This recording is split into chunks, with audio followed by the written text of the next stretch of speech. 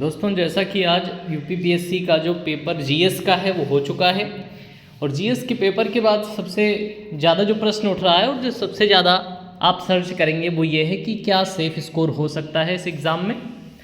तो जैसा कि मैं 2-3 मेन फैक्टर आपके सामने रखूँगा कि समय कम था, मतलब समय हमेशा आपको एग्ज़ाम में कम ही पड़ जाता है, लेकिन इस बार समय कम था इसलिए कह रहा हूँ क्योंकि पेपर जो है वो कूट आधारित पेपर हैं और आपका कथन निष्कर्ष आधारित क्वेश्चन है।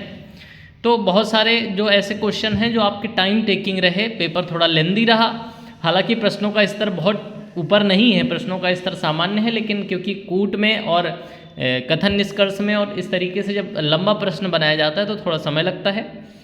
इस फैक्टर को भी हम ध्यान में रखेंगे और दूसरा फैक्टर है कि आपका जो एग्ज़ाम प्रेशर होता है उसे भी ध्यान रखेंगे।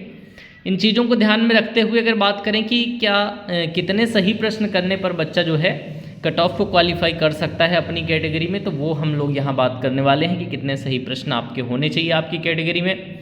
क्योंकि आप कितना भी अच्छा पेपर करो, आप कहीं ना कहीं ऐसे अटैम्प्ट लेते हो जो गलत हो जाते हैं।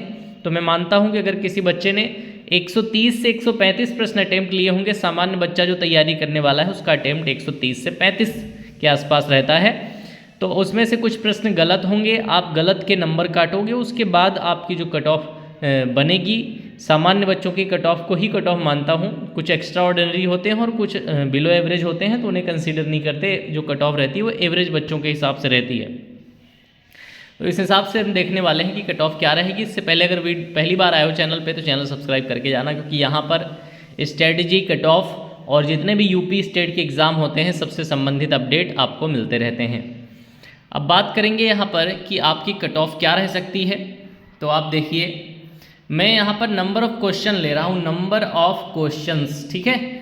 यहाँ पर मैं आपके जो क्वेश्चन नंबर ले रहा हूँ, आपके प्राप्तांक नहीं ले रहा हूँ। प्राप्तांक तो आपके क्वेश्चन नंबर में आप जैसे अपने वाले घटाएंगे 1/3 के हिसाब से, उसके बाद बनेंगे। तो यहाँ पर ऊपर साफ साफ लिखा है कि आपको प्रश्न जोड़ने हैं, अपने गलत प्रश्न सही प्रश्नों में से निकालने के बाद आपको जोड़ना है कि आपके कितना प्रश्न सही हो रहे हैं।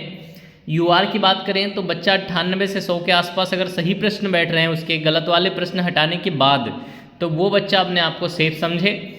ओबीसी का 94 से 96 अगर आपके गलत प्रश्न हटाने के बाद भी बन रहे हैं तो आप सेफ हैं। ईडब्ल्यूएस का 95 से 97 अगर आपका गलत प्रश्न हटाने के बाद भी बन रहे हैं तो आप सेफ हैं।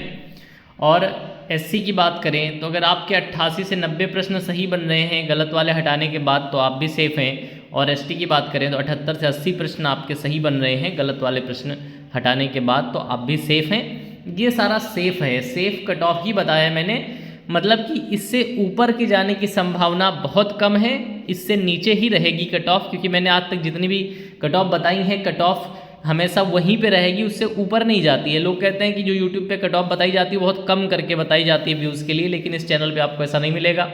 व्यूज़ के लिए कट ऑफ कम करके नहीं बताई जाएगी, कट ऑफ वही बताई जाएगी जो आपकी होने वाली है। आपको कितनी भी ज़्यादा लगे, बहुत से लोग डिसलाइक करके जाएंगे, कमेंट करके जाएंगे कि तुम्हें नहीं पता है, पेपर में बैठोगे तो पता चलेगा, पेपर दोगे तो पता चलेगा। लेकिन मैं जो बता रहा हूँ वो व्यूज़ वाली बात नहीं है, वो बात सिर्फ ये है कि आप जिस स्तर का पेपर था वहाँ पर गलत प्रश्न हटाने के बाद 100 सही प्रश्न के एवरेज बच्चा कर सकता है। तो जनरल की कट ऑफ मैं 100 के आसपास मान के चलता हूँ। ओबीसी 94-96 और ईडब्ल्यूएस 95 से 97 प्रश्न अगर सही हैं, और एससी के 88 से 90 प्रश्न सही हैं, और एसटी के 78 से 80 प्रश्न के आसपास भी सही हैं, तो ये लोग बिल्कुल सेफ हैं। इसमें खतरे वाली बात खत्म हो जाती है। उम्मीद है कट ऑफ आपको अच्छी भी लगी होगी।